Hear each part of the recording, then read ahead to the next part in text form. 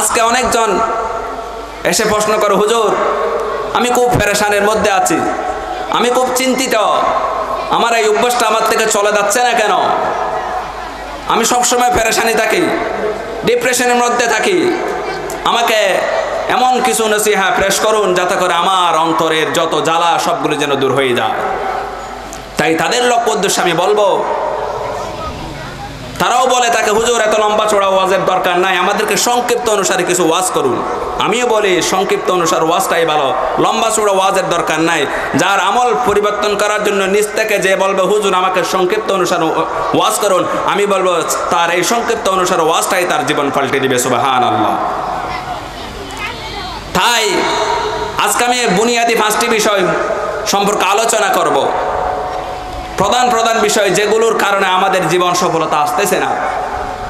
যে 5টি জিনিস আমাদের জীবনের মধ্যে ঘাটতি রয়ে গেছে, যে ঘাটতিগুলো আমরা যদি একটু কাটিয়ে তুলতে পারি, সেই জিনিসগুলোর প্রতি যখন আমরা সচেতন হব তখন আমার জীবন পাল্টে যাবে। সুবহানাল্লাহ। তার মধ্যে প্রথম একটি কাজ হচ্ছে আমরা সবসময় উদাসীনতার মধ্যে থাকি, সেটা হচ্ছে এলম ফর আমল করা, এলম অনুযায়ী আমল করা। প্রথম আমাদের মধ্যে একটা ঘাটতি দেখা যায়, জিনিস হচ্ছে মৌলিক বিষয়, আমাদের আল্লাহ তাআলা যতটুকু এলম দান করেছে সেই অনুযায়ী আমরা আমল করি না, এটাই সবচেয়ে আমাদের ব্যর্থতা। তবে আজকে যুবক ভাইদের যখন বলা হয় আপনি এলম অনুযায়ী আমল করুন, তখন যুবক ভাইরা বলে সেটা তো উলামায়ে কেরামদের সাথে নির্দিষ্ট, কারণ উলামায়ে কেরামদের তো এলম আছে, তারাই তো এলম অনুযায়ী আমল করবে। না ভাই, এটা অনেক বড় মারাত্মক ভুল। কারণ আল্লাহ তাআলা আপনাকে তো অল্প না কিছুর কি না একটু হলেও তো আপনাকে আল্লাহ তাআলা ইলম দান করেছে। আপনি কেন বলবেন উলামায়ে কেরামদের সাথে হাস? সেটা উলামায়ে কেরামদাই করবে যে ইলম অনুযায়ী আমল করা। না, এটা মারাত্মক ভুল। কারণ আল্লাহ পাক রব্বুল আলামিন কিয়ামতের দিবসের মধ্যে শুধু আলেমদের থেকে এই কথা জিজ্ঞেস করবে না, তোমাকে আল্লাহ আমি যতটুকু ইলম দান করছি সেই অনুযায়ী কতটুকু আমল করেছো, বরং আল্লাহ তাআলা যাদেরকে ইবাদতের জন্য সৃষ্টি করেছেন, ওয়ামা খালাকাতুল জিন্না ওয়াল ইনসা ইল্লা লিয়াবুদুন, সমগ্র জিন এবং ইনসান জাতি সবার থেকে এই কথা জিজ্ঞেস করবে, আমি তোমাকে যতটুকু ইলম দান করেছি সেই অনুযায়ী কতটুকু তুমি আমল করেছো। তোমাকে যতটুকু আমি ইলম দান করছি সেই অনুযায়ী কতটুকু আমল করেছ। আমরা আজকে দ্বীনের কথা বাদ দেন, দুনিয়াবির ক্ষেত্রে আমরা আমাদের যতটুকু আল্লাহ তাআলা আমাদেরকে ইলম দান করে তা অনুযায়ী আমরা আমল করি না। আমরা যদি উলামায়ে কেরামদের সাথে সেটাকে হাস করে দিই যে উলামায়ে কেরামরা একমাত্র ইলম অনুযায়ী আমল করবে, তাহলে এত বড় তাফসীরুল কোরআন মাহফিলের প্রয়োজন হতো না। তাফসীরুল কোরআন মাহফিলের মধ্যে তো অনেক আমলের কথা বলা হচ্ছে। আপনি উলামায়ে কেরামদের জবান থেকে অনেক কিছু ইলম শিখতেছেন, তাহলে এই ইলম কিসের জন্য? আমল করার জন্য। আর আমরা সেই ইলম অনুযায়ী কখনো আমল করি না। দ্বীনি ক্ষেত্রে তো দূরের কথা, দুনিয়াবি ক্ষেত্রে আমল করি না। কয়েকটা সামান্য এক্সাম্পল দিলে আপনারা বুঝতে পারবেন। এই ইলম সবার আছে যে ধৈর্য ধারণ করা, এটা অনেক বড় কাজ। ধৈর্যের ফল মিষ্টি, এটা সবাই জানে। এত শর্ত আমরা কেউ ধৈর্য ধারণ করি না। আমরা সেই ধৈর্যের যে ফল আছে সেই ইলম অনুযায়ী আমরা কেউ আমল করি না। বিশেষভাবে আমাদের বাঙালিদের অভ্যাস, ডাক্তারখানায় গেলেন, আপনার সিরিয়াল অনেক দূরে, আপনি কম্পাউন্ডারকে এগিয়ে যেয়ে বলতেছেন আমার নাম্বার কত, আপনার নাম্বার অনেক দূরে, তবুও বারবার তাকে বিরক্ত করতেছেন। এবং সময় হয় যে অনেক সময় যে তাকে ঘুষ দিয়ে হলো রুগী আগে দেখাতে হবে। এভাবে আপনি গাড়িতে চড়তেছেন,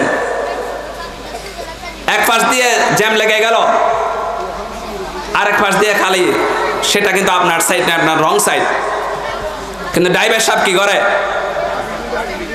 ধৈর্য ধারণ করতে পারে না। 5টা মিনিট যদি ধৈর্য ধারণ করতো তাহলে স্বাভাবিক অবস্থায় ফিরে আসতো, কিন্তু সেই ধৈর্য ধারণ করতে পারে না, সে রং সাইডে ঢুকাই দেয়। আরো প্যাসেঞ্জার যারা আছে তারাও তো বলে, ভাই হুজুর ড্রাইভার সাহেব অনেক ভালো কাজ করেছেন, আমরা 3টা গাড়ি হলো কি করতে পেরেছি, ওভারটেক করতে পেরেছি। তাহলে আমাদের বাঙালিরা একদম ধৈর্যের পরীক্ষাতে দিয়ে কেউ রাজি নয়। তাহলে এই ধৈর্য অনুযায়ী ধৈর্য ধারণ করলে যে আমাদের সুফল আসবে সেটা সবাই জানি। তাহলে এলম থাকা সত্ত্বেও আমরা এটা আমল করি না। এভাবে পানি অপচয় করা সবাই জানি, অপচয়কারী শয়তানের ভাই, এটা সবাই জানি। কিন্তু আজকে পানি অপচয় আমরা খেয়ে না করতেছি। মসজিদের উজুখানার মধ্যে বসে বসে টপগুলো ছেড়ে দিয়ে আমি উজু করতেছি, নিচ দিয়ে প্রায় 30 লিটার পানি অপচয় হয়ে গেল। আমি এদিকে গল্প গুজার করতে করতে উজু করতেছি, অথচ পানি নষ্ট হয়ে যাচ্ছে, অপচয় হয়ে যাচ্ছে, তার দিকে আমি লক্ষ্য করি না। তাহলে এলম অনুযায়ী আমল করা হচ্ছে না। যতটুকু এলম আমাদেরকে আল্লাহ তাআলা দুনিয়াবি হলো দিয়েছে, তা অনুযায়ী তো আমরা আমল করি না, তাহলে আমার জীবন কিভাবে সফলতা আসবে? এইভাবে মিথ্যা কথা বলা মহাপাপ, এটা মুসলমান ধর্মের না, প্রত্যেক জাতি জানে। মিথ্যা কথা বলা মহাপাপ, সবাই জানে। এত সত্ত্বেও কেউ আমরা মিথ্যা থেকে বের হয়ে আসতেছি না, সারাক্ষণ মিথ্যা কথা বলি। বর্তমান তথ্য প্রযুক্তির যুগ, মোবাইলের মধ্যে তো সব সময় মোবাইল বলতেছি। সে যাবে 2000-এ, এখনো ঘুমের থেকে উঠে নাই, বলে আমি কিন্তু এখন মৌলবীর দোকানের কাছাকাছি চলে আসলাম। তাহলে মিথ্যা কথা বলা মহাপাপ, সবাই জানি। জানা থাকা সত্ত্বেও আমরা কেউ সেটা আমল করি না, এলম অনুযায়ী আমল হচ্ছে না। আরো মিথ্যের নতুন একটা নাম দিয়েছে শয়তান। তো মিথ্যাকে মিথ্যা বলে যদি চালাই তাহলে তো মানুষ একটু হলো আফসোস করবে, কিন্তু মিথ্যাকে নতুন নাম দিয়েছে বাহানা। ছেলে বাবার সাথে বাহানা করে, স্ত্রী স্বামীর সাথে বাহানা করে, ছাত্র শিক্ষকের সাথে বাহানা করে।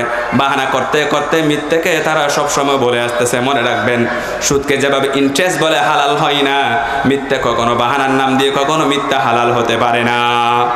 মিথ্যা মিথ্যাই থাকবে। আমরা প্রতিনিয়ত সবসময় মিথ্যা কথা বলে আসতেছি। আমার দিনের যতগুলো কথা আছে 80% মিথ্যা কথা। মিথ্যাকে এমনভাবে সাজিয়ে গুজিয়ে বলে যে মিথ্যা কোনটা সত্য কোনটা বোঝাই মুশকিল হয়ে যায়। অথচ মিথ্যা কথা বলা এটা বড় মহাপাপ, কবিরা গুনাহ। কবিরা গুনার লিস্টের মধ্যে এই মিথ্যা কথার কথাও আছে। তাহলে আমরা এলম অনুযায়ী আমল করি না। মিথ্যের কখনো জয় হয় না, সত্যের জয় হয়। যদিও সাময়িক সত্য কথা একটু কষ্ট লাগলো, সত্যের এক সময় সত্যটাই জয় হবে। আপনাদেরকে সামান্য একটু ছোট্ট ঘটনা বললে বুঝতে পারবেন সত্যের কিভাবে জয় হয়। এক জায়গার মধ্যে একজন যুবক তারা হালাল রিজিকের জন্য, উপার্জনের জন্য এক জায়গায় চাকরি করত। একদিন চাকরি যখন ছুটি হলো, সে ফাঁকি শিকারের জন্য বের হলো। ফাঁকি শিকার করতে গিয়ে যখন তীর নিক্ষেপ করলো, আল্লাহর কি মহিমা, তীরটা গিয়ে একজন ঈসাইর ছোট শিশু খেলা করতেছে, খেলারত অবস্থায় তার গায়ে গিয়ে পড়লো। তখন সে দৌড়ে এসে যখন বাচ্চাটাকে ধরবে, তখনই ঈসাইর সে ছোট শিশুর পিতা মাতা চলে আসলো, এসে মাত্র ধরলো, বলে যে আমার ছেলেকে তুমি হত্যা করেছো। কিন্তু ভাই মুসলমান ওই যুবক বুঝাতে যাচ্ছে, না না, আমি নিজে ইচ্ছাকৃতভাবে আমি হত্যা করি নাই, বরং আমার ভুলের কারণে আপনার ছেলের গায়ে এসে লেগেছে। তখন পার্শ্ববর্তী যারা ছিল তারা সবাই তাকে পরামর্শ দিল, আমাদের এখানে একজন কাজী মুসলমান আছে, মুসলিম কাজী আছে, একজন বিচারপতি রয়েছে, তাকে আপনি বিচার দিতে পারেন, সে অনেক সুন্দর ফয়সালা দিবে। সবাই মিলে কাজীর দরবারে যখন গেল, কাজীকে সমস্ত ঘটনা খুলে বলল। ওই যুবক, মুসলমান যুবক, সমস্ত ঘটনা খুলে বলল, হুজুর আমি এরকম করেছিলাম, হঠাৎ ভুলে গিয়ে ওই শিশুর গায়ে লাগছিল। তখন কাজী সাহেব বলে, আমার দুইটা অপশন আছে, তোমাকে দুইটা অপশন দিব, তুমি যে কোনো একটাকে নির্বাচিত করতে পারো। একটা হচ্ছে অপশন, তুমি ওই যাকে হত্যা করেছো তার পিতামাতাকে বুঝিয়ে শুধিয়ে তাকে বুঝাও, অথবা ইন্নান নাফসা বিন নাফস, জানের বদলা জান, তোমাকে ফাঁসি দেওয়া হবে। বাইরে বন্ধুগণ আমার, সেই মুসলিম যুবক ওই ঈসাইদের কাছে বোঝানোর জন্য গেল, আমার তো ভুল হয়ে গেছে, আপনারা কি আমাকে ক্ষমা করবেন না? কিন্তু ঈসাইরা তারা তো মুসলিম না, তারা বেঈমান দল, তারা তো কখনো বিশ্বাস করতেছে না মুসলমানদেরকে। বলে যে না না, আমি কখনো বিশ্বাস করি না, আমরা কখনো বিশ্বাস করি না, তোমার অবশ্যই আমার ছেলের হত্যার বদলা তোমাকে ফাঁসি দেওয়া হবে। শেষ পর্যন্ত ফাঁসির রায় দিয়ে দিল। কাজী সাহেবের ফয়সালা অনুযায়ী আগামী শুক্রবার জুমার নামাজের পরে তোমার কি হবে? ফাঁসি হবে। যুবক চিন্তায় পড়ে গেল, হাই হাই, আমার যে ফাঁসি হবে, এদিকে আমার পিতা মাতা বাড়ির মধ্যে আছে, আমি তো তাদেরকে বলি নাই আমার যে এরকম অবস্থা, কারণ আমি যদি না বলি, আমি যদি এখানে ফাঁসি কাস্টে ঝুলে যদি আমি মৃত্যুবরণ করি, তাহলে আমার পিতা মাতা আমার জন্য টেনশন করবে। জেলের সুপারিনটেন্ডেন্টের কাছে গিয়ে বলল, ভাই দেখেন আমার এই অবস্থা, আমার পিতামাতা ঘরের মধ্যে কেউ জানে না, আমার জিম্মাদারিতে একটু যদি একটু আপনি আসেন, কিছু সময়ের জন্য আমি শুধু বাড়িতে গিয়ে আমার পিতামাতাকে আমার সব কথা বলে আসবো, আমার এই অবস্থার কথা। সুপারিনটেন্ডেন্ট খুব ভালো মানুষ ছিল, বলে ঠিক আছে আমি বুঝতে পারলাম, তুমি তোমার বাড়িতে গিয়ে সব কিছু বলে এসো, তোমার জায়গায় আমি থাকি। কার জায়গায়? একজন ফাঁসির আসামির জায়গায় একজন একদম সাধারণ মানুষ, তার কোনো অপরাধ নাই, তার জিম্মাদারি নিয়ে তার জায়গায় বসলো। শুক্রবার চলে আসলো, অনেক দূরের পথ ছিল। মানুষ তাকে বোকা বলতেছে, হাই হাই তুমি এত বড় জিম্মাদারি কেন নিলা? ফাঁসির আসামি কখনো যে আবার ফিরে আসতে পারে, সে তো তোমাকে বাহানা দিয়ে, তোমাকে মিথ্যের আশ্রয় দিয়ে তোমার থেকে পলায়ন করেছে, তুমি সেটা কেন বিশ্বাস করলা? সুপারিনটেন্ডেন্ট বলে, না না, এটা কখনো হতে পারে না, মুসলমান কখনো মিথ্যে কথা বলতে পারে না, অবশ্যই অবশ্যই ওই ব্যক্তি আমার কাছে আসবেই, মুসলমান কখনো মিথ্যাবাদী হতে পারে না। ভাইরা বন্ধুগণ আমার, শুক্রবার যখন চলে আসলো, ফাঁসির কাষ্ঠের মধ্যে এখনো পর্যন্ত ওই আসামি আসতেছে না। শেষে নিরুপায় হয়ে ওই সুপারিনটেন্ডেন্টকে যখন তুলতে লাগলো, তখন দূর থেকে দেখা যায় একজন যুবক আসতেছে, একটু যুবকের মতো লাগতেছে, কে জানে আসতেছে। তখন কাজী সাহেব বলে, দাঁড়াও দাঁড়াও, মনে হয় কে আসতেছে। কিছুক্ষণ পর দেখা গেল ওই যুবক মুসলমান যুবক, আলহামদুলিল্লাহ চলে আসছে, সুবহানাল্লাহ।